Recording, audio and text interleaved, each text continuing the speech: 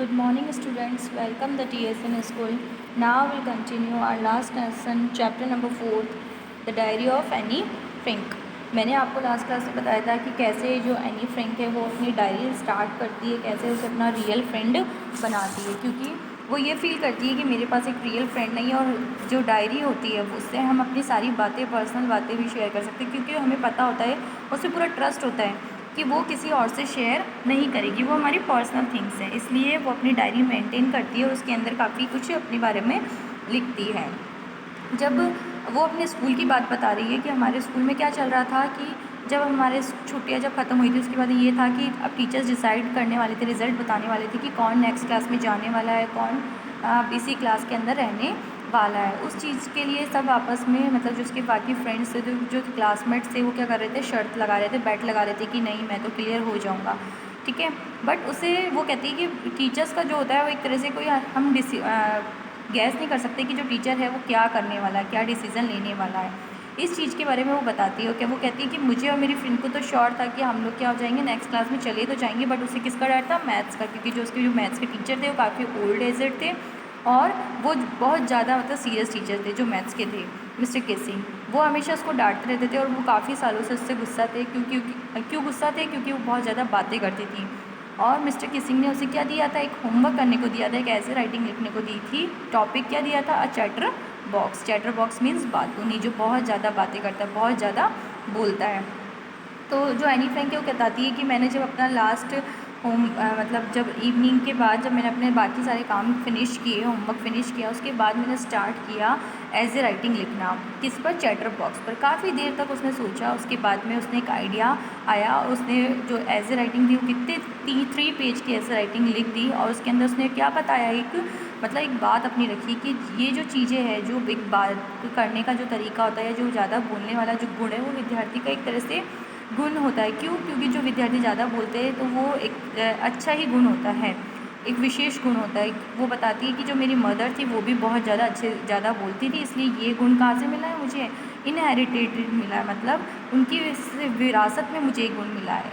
हेरिटेड मतलब, inherited means क्या होता है, जो आपको अपने पेरेंट्स के जो गुण होते हैं या उनके जो भी फीचर्स होते हैं वो आपको मिलते हैं। तो वो कहती है कि ये गुण भी मुझे मेरी मदर से मिला है, तो इससे मैं छोड़ तो पाऊँगी नहीं, क्योंकि ये तो मेरी माँ से मुझे मिला है, तो ये तो मेरे अंदर बचपन से ही है, ठीक है।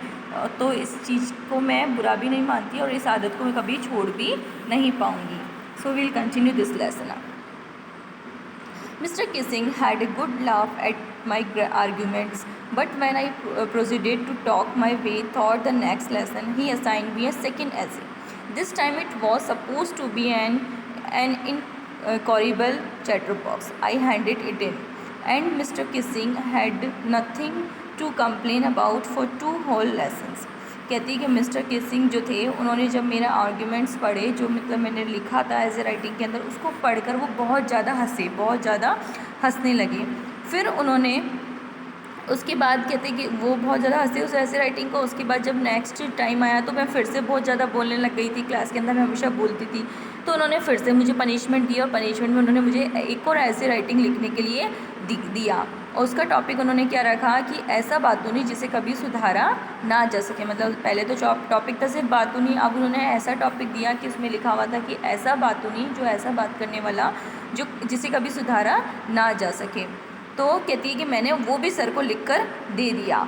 और जब सर को मैंने वो पेज लिख के दिए, मतलब एज ए राइटिंग लिख के दिया, तो उन्होंने पूरे 2 जो एज ए राइटिंग मैंने लिख के दिए थे उसके बारे में मुझसे कोई भी शिकायत नहीं की।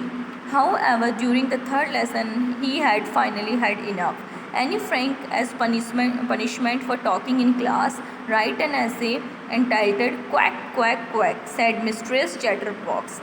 कहते हैं कि वो बताती है कि जो सर थे मिस्टर किसिंग, उन्होंने 2 टॉपिक जब पढ़े उसके लिए तो मुझे कुछ नहीं कहा, बट जब उन्होंने तीसरा चैप्टर मुझे दिया तो वो तो मतलब काफ़ी अच्छी पनिशमेंट मेरे लिए थी। उसमें टॉपिक क्या था, ऐसे राइटिंग का, quack quack quack chatter box. अब इस चीज़ पर मुझे क्या लिखना था, निबंध लिखना था। अब इस चीज़ पर कैसे वो निबंध लिखेगी वो उसे समझ में नहीं आ रहा था। तो उसका टॉपिक क्या था, quack quack quack said mistress chatter box. The class rod, कहती क्लास के अंदर रॉड में शोर होना, शोर स्टार्ट हो गया। I had to laugh too, thought I had nearly executed my ingenuity on the topic of chatterbox. कहती है कि मुझे मतलब हंसी भी आ रही थी और मुझे कुछ समझ में नहीं आ रहा था कि अब मैं क्या करूं। जो चैटर बॉक्स पे जो लिखने का मेरा मतलब एक हुनर था, जो मैं 2 बार पहले लिख चुकी थी, अब वो भी ख़त्म हो गया था। तो मुझे समझ में नहीं आ रहा था कि अब मैं क्या लिखूँगी उस पर। It was time to come up with something else. अब क्या कह रही थी कि अब मुझे टाइम था किसी और टॉपिक पे लिखने का, समथिंग ओरिजिनल, कुछ नया मुझे और लिखना था। My friend Saini who is good at poetry. जो मेरी फ्रेंड थी, सहेली थी सानी, वो काफ़ी अच्छी थी पोइट्री के अंदर। उसने offer to help me write the essay from beginning to end in words and I jumped for joy. कहती है कि उसने काफ़ी मेरी मदद की, मेरा जो ऐसे राइटिंग था उसको लिखने के लिए, और जब उसने मेरी मदद की तो उसे देखकर मैं काफ़ी खुश हुई थी। Mister Kissing was trying to play joke on me with his ridiculous subject but I had make sure the joke was in him. कहती कि जो मिस्टर किसिंग थे उन्होंने क्या किया था, एक मेरे साथ मजाक किया था मेरे सब्जेक्ट को लेकर कि वो मेरा मजाक बनाएंगे, बट मैंने क्या कर दिया, उन्हीं के साथ मजाक कर दिया था, क्योंकि मैंने उस टॉपिक पर भी कुछ ना कुछ लिख ही दिया था। I finished my poem and it was beautiful. कहती है कि जब मैंने अपनी पोएम फिनिश की थी वो बहुत ज़्यादा अच्छी थी। It was about a mother duck and a father swan with 3 baby ducklings who were bitten to death by the father because they quack too much. Luckily, Mr. Kissing took the joke the right way. He read the poem to the class, adding his own comments and to several other classes as well. Since then, I have been allowed to talk and have not been assigned any extra homework. On the contrary, Mr. Kissing's always making jokes these days.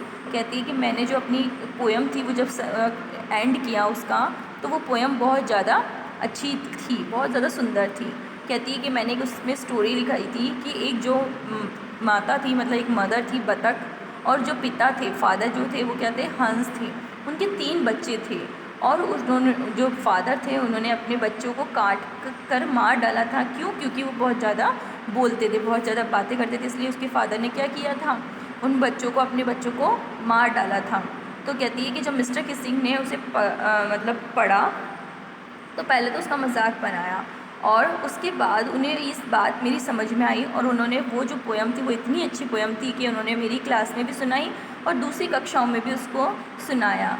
कहते हैं उस दिन के बाद से आज तक मुझे मिस्टर किसिंग ने या मुझे किसी ने एक्स्ट्रा होमवर्क नहीं दिया, और मुझे बोलने की भी अनुमति मिल गई, मतलब मुझे बात करने की भी जो परमिशन थी वो मिल गई। और मिस्टर किसिंग हमेशा क्या करते हैं, मेरे साथ मजाक करते रहते हैं, मतलब वो जो मुझसे गुस्सा थे वो भी अब गुस्सा नहीं है, और ऑलवेज़ वो मुझसे मजाक भी करते रहते हैं। क्यों? क्योंकि मतलब मैंने जब वो पोएम लिखी थी तो उसको पढ़ के उन्हें ये चीज़ समझ में आ गई कि जो बोलने वाला जो गुण होता है वो हर किसी में नहीं होता, हर कोई बच्चा इतना अच्छे से नहीं बोल पाता, बट मैं जो बोलती थी वो क्या था, एक मेरे लिए पॉजिटिव वे में एक अच्छा गुण था, मेरे अंदर एक अच्छी चीज़ थी। ठीक है, उस चीज़ को अगर मैं मतलब कोई मेरे को इस चीज़ को कम करने को बोलेगा या उस चीज़ के लिए नेगेटिवली थॉट्स देगा तो क्या होगा, मेरे साथ कुछ बुरा भी हो सकता है। इसलिए उन्होंने बताया कि कैसे मैंने जब वो पोएम लिखी तो मिस्टर किसिंग को ये बात समझ में आ गई कि बच्ची अगर बोलती है तो इसको हम कमी नहीं समझेंगे, हम इसको इसका अच्छा पॉजिटिव वे बनाएंगे और इसको इसके लिए मतलब डांटेंगे भी नहीं और एक्स्ट्रा होमवर्क भी नहीं देंगे। तो उसके बाद मिस्टर किसिंग का जो बिहेवियर था वो भी चेंज हो गया, और वो हमेशा उसके साथ हंसी मजाक भी करते थे बच्ची के साथ में, और उसे एक्स्ट्रा होमवर्क भी कभी नहीं देते थे। So student, this lesson is completed. If you have any doubts regarding this, please note it down in your notebook. Thank you all.